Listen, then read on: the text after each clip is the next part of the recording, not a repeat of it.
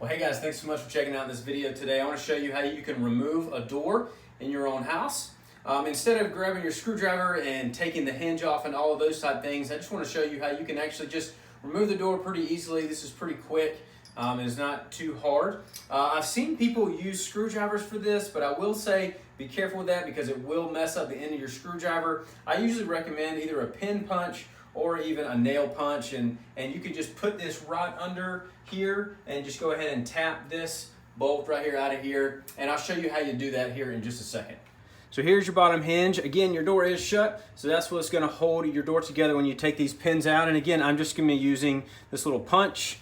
Stick it right in here, use your hammer, and just kind of pop this out right here, and it should pop right out and slides right out. So that's pretty easy. Again, you can do that for all three. I'll show you how to do it for the other two as well.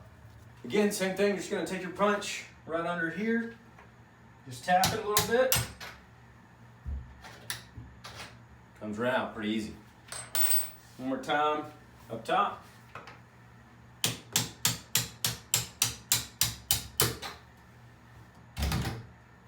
There you go, all out.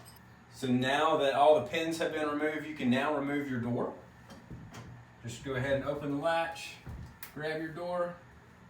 It should come right off like this. And now you can do whatever you need to with it. For us, we're actually removing our door. We have multiple kids that can't open the door yet, and we have a lot of their stuff in here. So we're gonna just leave this door off. One thing I do recommend is you grab the pins that you had in the hinges and go ahead and put them back in the hinge, because you're gonna put these somewhere and you might not remember. So go ahead and put them back in the hinge, and that'll be very easy to remember where they are.